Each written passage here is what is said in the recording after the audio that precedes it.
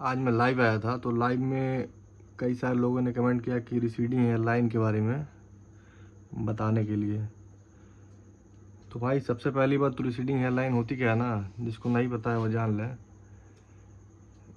वैसे इस टॉपिक पे ना हम कई बार वीडियो बना चुके हैं, लेकिन पता नहीं क्यों बार बार यही टॉपिक भाई हमेशा पूछा जाता है।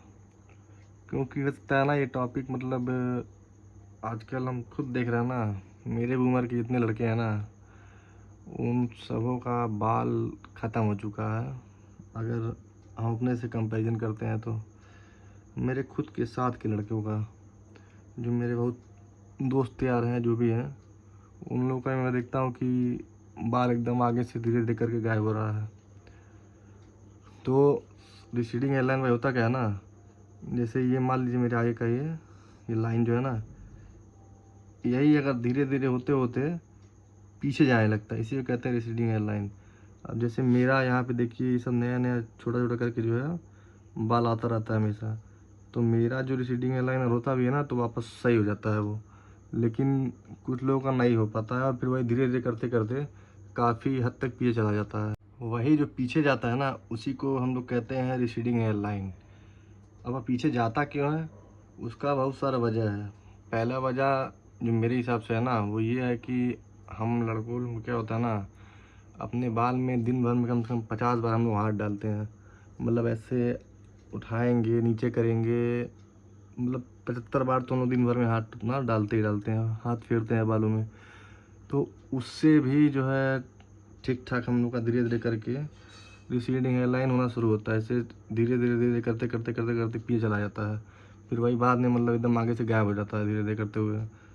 तो अगर सबसे पहली बात तो अगर किसी को आदत है ना ये जो बाल में हमेशा हाथ फेरने वाला होता है, तो भाई ये आदत छोड़ दो। हम खुद अपने बाल में अब हाथ बहुत कम डालते हैं, बहुत कम डालते हैं, क्योंकि ये भी एक मेन रीज़न है रिसीडिंग हेयरलाइन होने का। फिर दूसरा वजह ये है ना कि जो हम लोग कंघी यूज़ करते हैं, अगर हम लोग का बाल टूट रहा है तो उस समय हम लोग को कोई मोटी कंघी इस्तेमाल करनी चाहिए।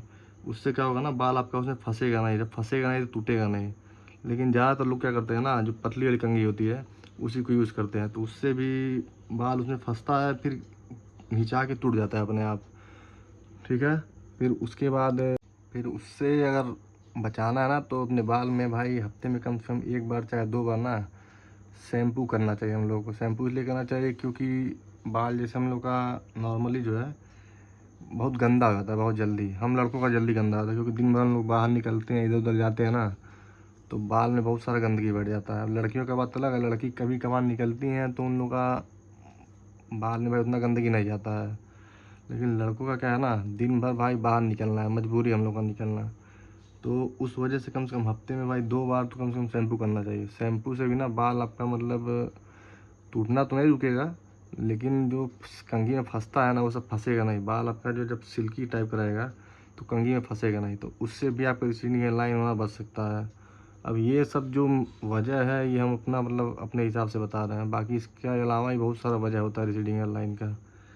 अब इससे बचा कैसे जाए ना, बचने का ही तरीका है कि भाई डर्मा रोलर कोई भी जो आपको मतलब सूटेबल हो किसी अच्छे डर्मेटोलॉजिस्ट को दिखा के यूज़ कीजिए, और साथ में रोजमेरी ऑयल या कोई भी अच्छा hair growth oil, hair regrowth oil जो होता है ना उसको यूज़ कीजिए।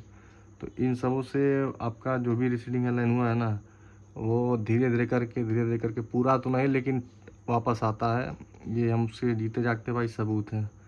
मेरा खुद जो है अभी आपके सामने ही है, सारा का सारा देखिए, ये सारा बाल जो है अभी नया नया है, आता रहता है मेरा, क्योंकि हमेशा हम यूज़ करते हैं ना तो हमेशा मेरा आता रहता है। तो जैसे मेरा आ रहा है ना वैसे भाई सबका आ सकता है, इसमें कोई बहुत साइंस नहीं है कि मेरा कैसे आ रहा है आपका नहीं आएगा।